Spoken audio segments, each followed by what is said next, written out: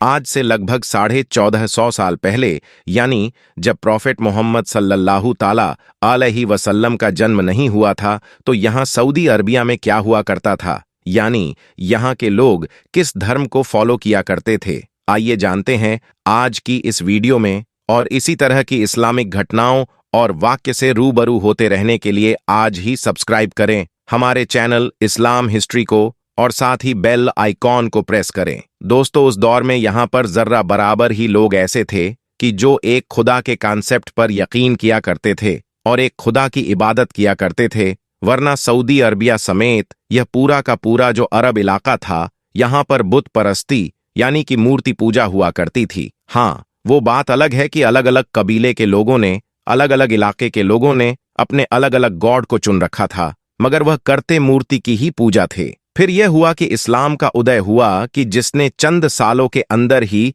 पूरे के पूरे अरब इलाके को, बल्कि अगली एक सेंचुरी के अंदर ही दुनिया के आधे इलाके को अपने इन्फ्लुएंस में ले लिया। तब का वक्त था और एक आज का वक्त है, क्योंकि आज भी इस्लाम दुनिया में सबसे तेजी के साथ फैलने वाले रिलीजन के तौर पर जाना जाता है। दोस्तों, यह जो पिछले 14 से 1500 साल का पूरा इतिहास गुजरा है, इसमें अगर किसी भी काबिल से काबिल इंसान से या फिर आम इंसान से पूछा जाता तो उसका जवाब ये होता कि बाकी इलाकों का, बाकी मुस्लिम दुनिया का तो पता नहीं, लेकिन अरब में जिस तरीके से बदलाव आया है, अरब की जड़ों में जिस तरीके से इस्लाम एंटर हुआ है, यहाँ पर मूर्ति पूजा यानी कि बूत परस्ती की दोबारा कभी भी शुरुआत नहीं होगी, दोबारा वापसी नहीं होगी। और जाहिर है मेरी यह वीडियो देखने वाले आप सभी लोगों का भी शायद यही मानना होगा। लेकिन एक मिनट रुकिए, यहां पर हम सऊदी अरबिया से जुड़े हुए उस मुद्दे की, यानी कि उस खबर की तो डिटेल में बात करेंगे ही,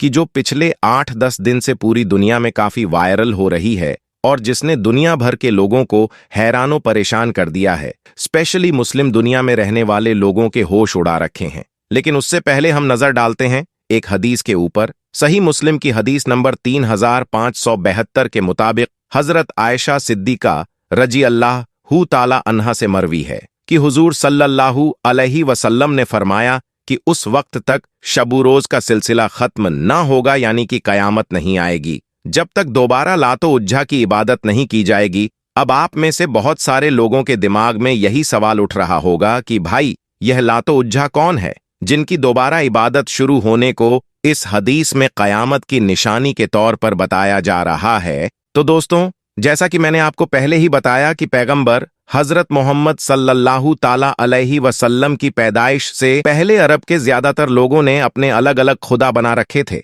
और वह उन खुदाओं की इबादत मूर्ति के जरिए से किया करते थे। तो उन बहुत सारे अलग अलग खुदाओं में से भी जो कुछ गिने चुने खुदा पूरे अरब में सबसे ज्यादा मशहूर थे, या यह कह सकते हैं कि जो देवियां सबसे ज्यादा पूजी जाती थीं, उनमें से एक का नाम लात और दूसरी का नाम उज्जा था। इन दोनों के बुतों की इबादत करने वाले पुराने अरबी लोगों का यह बिलीव हुआ करता था कि यह दोनों देवियां खुदा की बेटियां हैं और इनके पास हम लोगों को दौलत, औलाद, हुस्न और जंगों में जीत दिलाने की पावर है। और तो और यह हमारे बड़े से बड़े दुश्मन को पल भर के अंदर भस्म कर सकती हैं। इनमें से जो लात था, वो दरअसल एक सफेद कलर के पत्थर से बना हुआ चौकोर बुत हुआ करता था, जिसको बनु सतीफ कबीले की तरफ से पूजा जाता था। और इसका जो सेंटर था, यानी गढ़ था, वो आज के दौर का ताइफ का इलाका माना जाता था। जबकि जो उज्जा था, उसका सेंटर वादिये नखला में खराज नाम के एक इलाके को माना जाता था और यहीं पर इसका एक बड़ा सा मंदिर भी मौजूद था।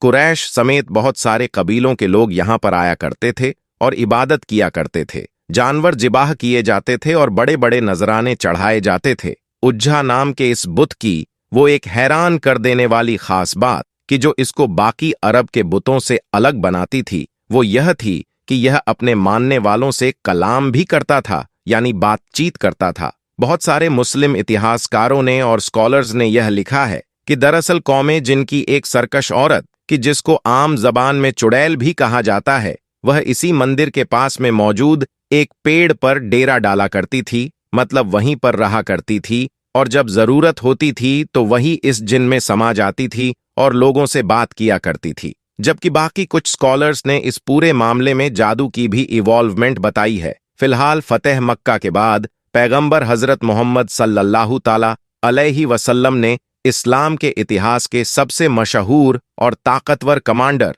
यानी कि हजरत खालिद बिन वलीद को इस इलाके में जाने का ऑर्डर दिया था। उसके बाद ना सिर्फ लातो उज्जा जैसे अरब के बड़े बड़े बुत खानों को खत्म किया गया, बल्कि खाना काबा के अंदर भी जो 360 के करीब अलग अलग तरह के बुत मौजूद थे, उनको भी खत्म कर दिया गया। और तब से लेकर आज तक लगातार सऊदी अरबिया के इलाके ने बहुत कुछ बदलते हुए देखा है। अलग अलग सल्तनतें कायम हुई, अलग अलग इंसान इस सल्तनतों की गद्दी पर बैठे, मगर फिर भी यह लातो उज्जा जैसे इनके पुराने ऐतिहासिक बुतों का यहां पर वापस आना तो दूर, बल्कि ना तो इनका कोई नाम लेने वाला मौजूद था और ना ही किताबों वगैरह में भी इनका कोई खास जिक्र नजर आता था। लेकिन जैसा कि हम जानते हैं कि अब यह 2024 है और सऊदी अरबिया तो पिछले 8-10 साल के अंदर इतनी तेजी के साथ चेंज हुआ है और अभी भी चेंज हो रहा है कि जितनी तेजी के साथ पहले कभी सदियों में भी नहीं हुआ होगा। अब यह जो ताज़ा मामला है कि जिसकी वजह से पिछले कुछ दिनों से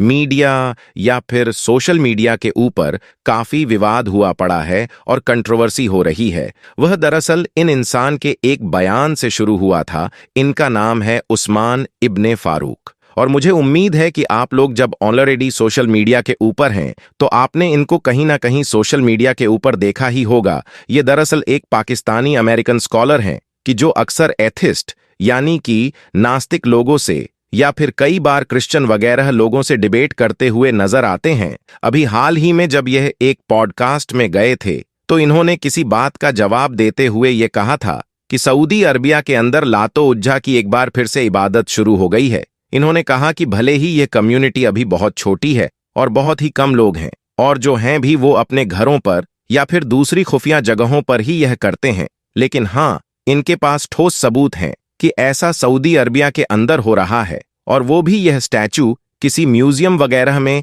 या किसी दूसरी जगह पर नहीं बल्कि घरों पर है और इन्हीं स्टैचू की इबादत की जा रही है। वैसे तो दोस्तों, इस पूरे मैटर को सुनकर जैसा कि मैंने भी पहली बार में सोचा था, आप भी यही सोच रहे होंगे कि शायद ये कोई पब्लिसिटी स्टंट होगा, इन्होंने ऐसे ही बयान दे दिया होगा थोड़ी बहुत शोहरत वगैरह के लिए। लेकिन दोस्तों, जब आप लोग इस मैटर की गहराई में जाएंगे, गूगल वगैरह पर सर्च करना शुरू करेंगे, तो आपको पता चलेगा कि ये कोई नई और अजीब बात नहीं है, बल्कि पिछले कुछ सालों से लगातार ये देखा गया है कि सऊदी अरबिया के अंदर एक खास तबका इस चीज को सोशल मीडिया के ऊपर बाकायदा प्रमोट किए जा रहा है और इस तरीके की कैंपेन चला रहा है कि ये लातो उज्जा मनाद वगैरह थे, ये हमारे इतिहास का हिस्सा हैं। तो इसीलिए सऊदी गवर्नमेंट को चाहिए कि इनके स्टैचू को बाकायदा एक बार फिर से वापस लाया जाए और म्यूजियम वगैरह के अंदर रखा जाए, ताकि न सिर्फ बाकी दुनिया जो यहां पर घूमने आती है वो इन चीजों को देख सके, बल्कि सऊदी अरबिया के लोग भी अच्छी तरह से जान सकें कि लातो उज्जा क्या है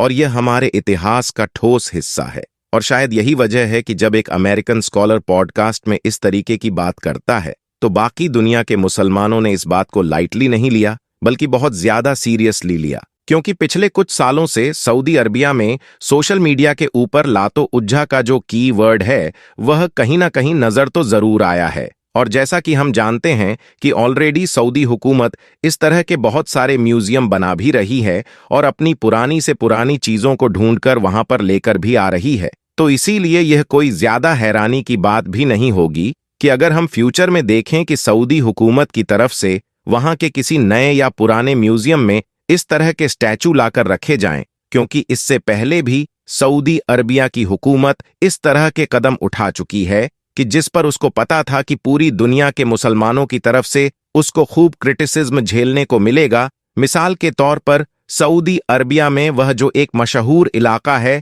कि जिसको मादाइन सालेह के नाम से जाना जाता है, जहां पर पैगंबर हजरत मोहम्मद सल्लल्लाहु ताला अलैहि वसल्लम ने लोगों को जाने से मना किया था, क्योंकि इस जगह पर हिस्टोरिकली किसी दौर में खुदा का अजाब नाजिल हुआ था। तो उस जगह को सऊदी हुकूमत ने न सिर्फ एक टूरिस्ट डेस्टिनेशन में बदला, बल्कि वहां पर तो आज के दौर में रात के अंधेरे में खूब पार्टीज वगैरह का भी इंतजाम किया जाता है। बाकी दोस्तों, अगर आज की यह वीडियो भी जानकारी से भरपूर लगी हो तो लाइक करने के साथ साथ दोस्तों के साथ जरूर शेयर करें। तब तक के लिए अल्लाह हाफिज।